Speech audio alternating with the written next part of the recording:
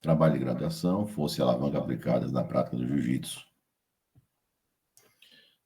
O que foi que motivou a escolha desse tema? O que motivou foi exatamente o fato, né, da prática do jiu-jitsu, né? Eu já pratico jiu-jitsu aí há mais de 25 anos, na verdade quase 30 anos, e tive a curiosidade, né, de dentro da disciplina de cinesiologia biomecânica, entender como aquilo funcionava dentro do esporte.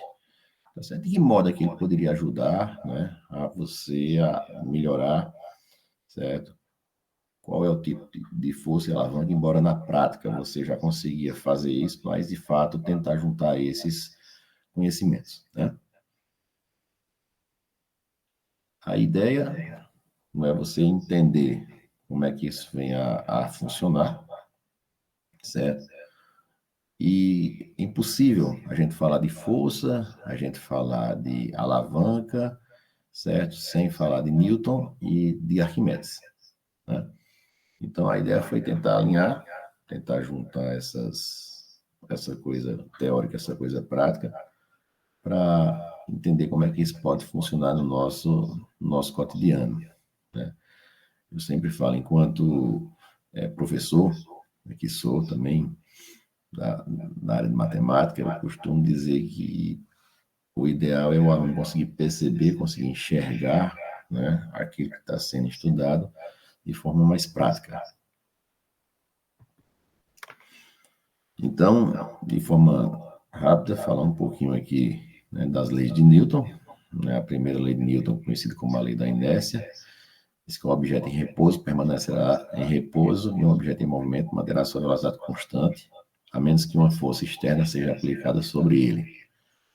A segunda lei de Newton, a lei da força e aceleração, né, afirma que a força aplicada a um objeto é igual à sua massa multiplicada pela aceleração, né? São conceitos e formas vistos lá no ensino fundamental, né? A gente decora muito essa fórmula, né?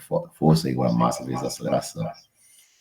E a terceira lei de Newton, lei da ação e reação, estabelece que para cada ação há uma reação de igual magnitude, direção oposta, demonstrando a relação entre forças aplicadas em dois corpos, né? Isso, para esporte de contato, é muito forte também, né? À medida que você está querendo imprimir uma força, né, tem alguém querendo imprimir uma força contrária. Mas alguns conceitos importantes, né, o conceito da força resultante, né?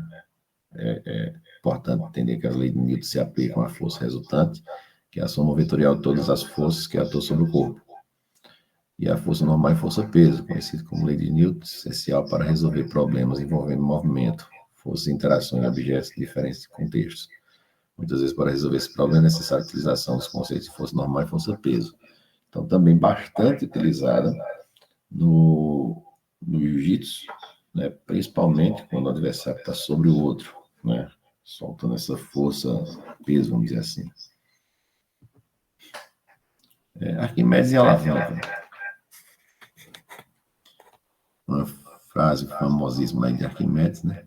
Quando ele diz: dê-me uma alavanca e um ponto de apoio, eu moverei o mundo.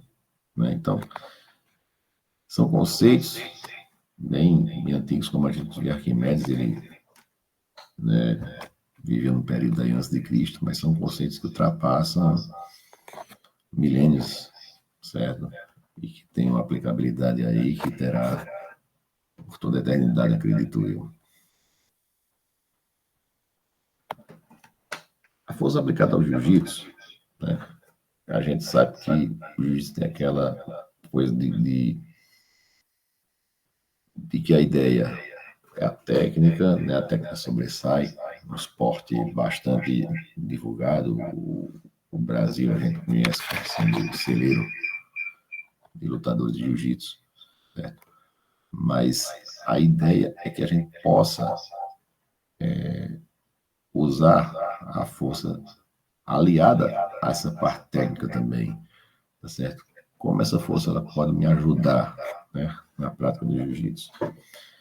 E aí é importante conhecer alguns tipos de forças, certo? A força explosiva, né, necessário para aplicações rápidas, como transições de guarda e ataque surpresa, ou seja, você muitas vezes está passando a guarda do seu adversário, e quando você quer estourar, como a gente diz no cotidiano, essa guarda, você vai ter o uso da força explosiva. A força de resistência, não ter pressão em posições de controle prolongado e resistir à fadiga durante lutas mais longas.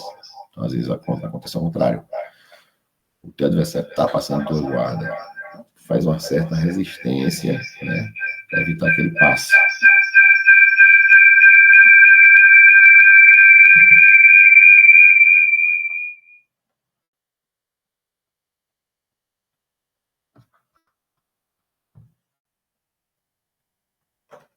Força estática, né?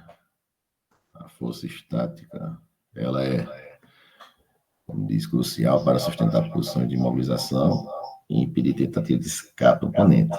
Certo? Para você manter, muitas vezes, o oponente ali numa situação travada, de modo que ele não consiga se mexer, né? Ele não tem espaço para isso.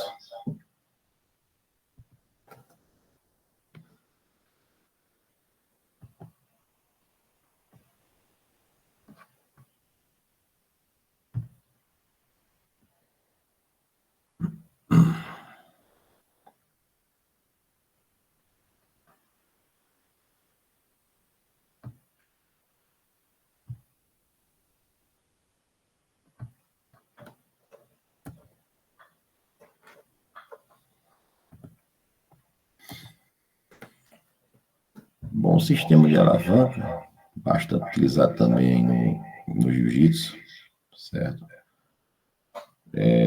Casa muito com o princípio do jiu-jitsu, né? Onde você dá a oportunidade de um atleta mais fraco fisicamente conseguir vencer um atleta mais forte, certo? Então, existem vários sistemas aí de alavancas, certo? A gente vai olhar um pouquinho como isso vai funcionar de forma prática daqui a pouco, em 2 exemplos, certo? Mas aí a ideia é a mesma, certo? O conceito físico para a prática do jiu-jitsu.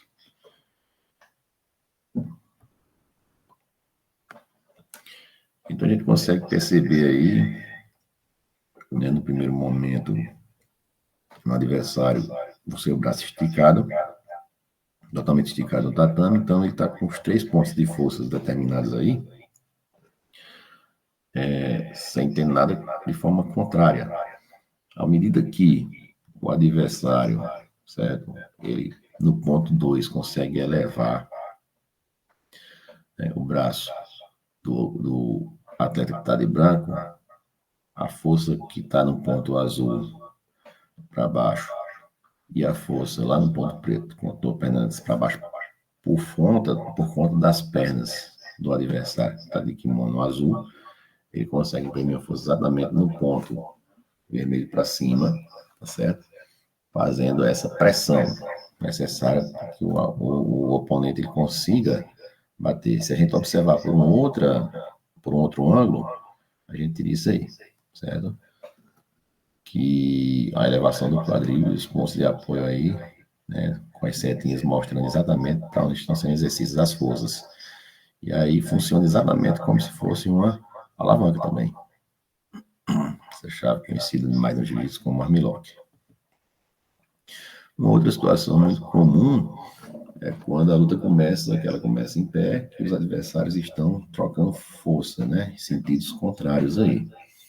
Beleza? À medida que um deles começa a ter força maior do que a outra, seja proposital ou não, pelo adversário ter uma reduzida, a tendência é que o outro continue em movimento. Olha aí a lei de Newton atuando, certo? Então o adversário aí começa a caminhar, né, onde está a setinha preta. No primeiro momento eles estão com forças equivalentes, vamos dizer assim, contrárias. E aí na segunda situação, o adversário que está à nossa esquerda, ele começa a avançar, seja porque ele imprime uma força maior, ou porque o adversário ele diminui a força dele com o propósito de quê? De usar uma alavanca, como a gente vai ver na próxima imagem, certo? Que é esse pé esquerdo dele sendo usado como um alavanca, pé esquerdo de apoio, jogando o adversário para trás, certo? Então, a gente percebe o uso o tempo todo, os dois agora estão aí no mesmo sentido, beleza? E como está dito aí no texto, certo? O ponto de apoio na rotação do oponente 2. E aí, a resultado das forças é igual a zero. Nenhum dos dois oponentes está aplicando uma força, né? A única força presente no momento é a força peso do oponente 1. Também voltando lá nos conceitos, acho que no tópico 5 a gente tinha falado, certo? A força peso atuando, né, de cima para baixo, certo? O centro de gravidade de uma pessoa geralmente está na altura do umbigo. Observação importante aí para a gente que treina jiu-jitsu, certo? Nessa situação, nessa posição aí. Então, a ideia, né, para a gente concluir foi aliar a prática, a teoria, certo? Tornando mais interessante, né, o conhecimento. Obviamente que para o trabalho dessas forças, né, existe aí todo um, um trabalho específico voltado, seja dentro da academia, seja dentro de estúdio, certo? Você vai ter todo né, um suporte para que você melhore essa força específica, enfim.